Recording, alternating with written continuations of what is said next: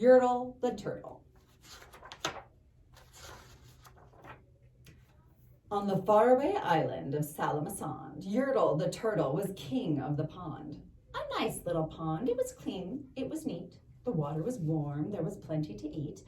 The turtles had everything turtles might need, and they were all happy, quite happy indeed. They were until Yertle, the king of them all, decided the kingdom he ruled was too small.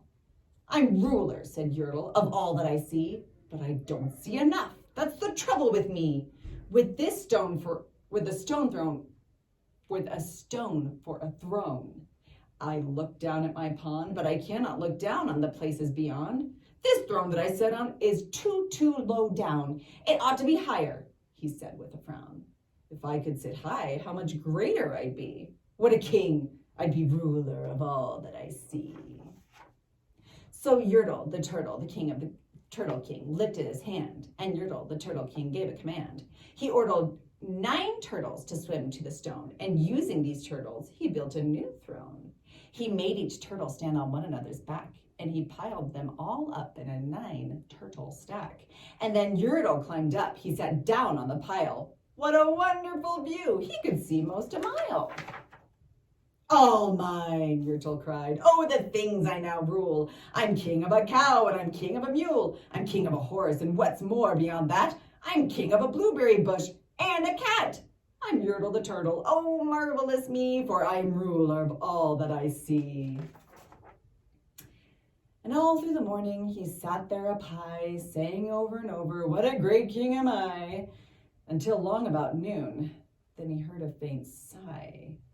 "What's that?" snapped the king, and he looked down the stack, and he saw at the bottom a turtle named Mac. Just a part of his throne, and this plain little turtle looked up and he said, "Beg your pardon, King Yertle. I have pains in my back and my shoulders and knees.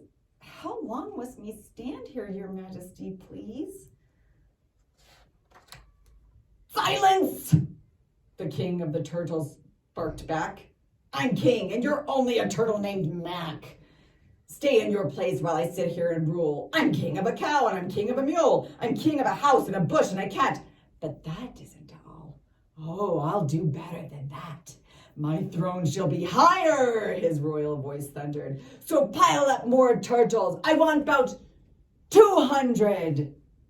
Turtles, more turtles!" he bellowed and brayed, and the turtles way down in the pond were afraid. They trembled, they shook, but they came, they obeyed. From all over the pond, they came swimming by dozens. Whole families of turtles with uncles and cousins, and all of them stepped on the head of poor Mac. One after another, they climbed up the stack.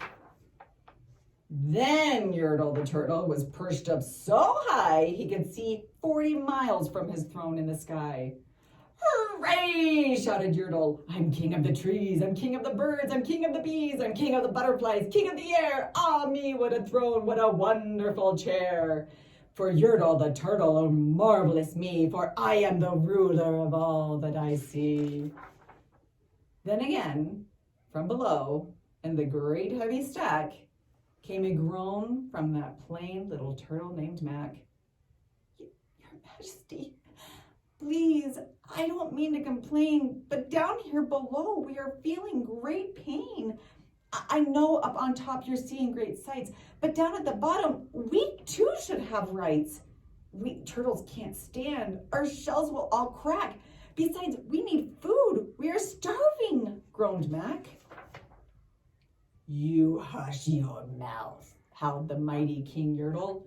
"You've no right to talk to the world's highest turtle. I rule from the clouds, over land, over sea. There's nothing, no nothing, that's higher than me."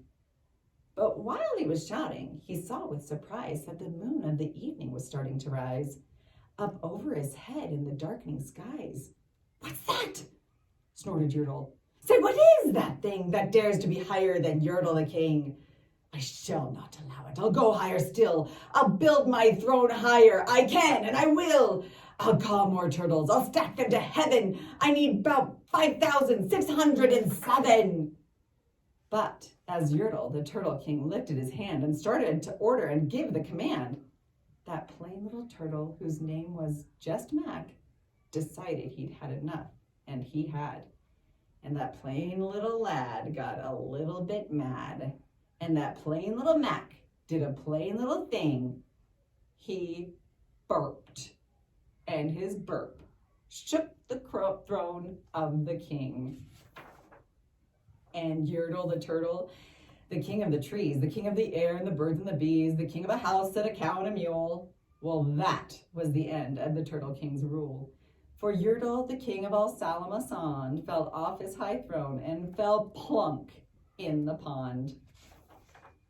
And today, the great turtle, that marvelous he, is king of the mud. That is all he can see. And the turtles, of course, all the turtles are free as turtles, and maybe all creatures should be.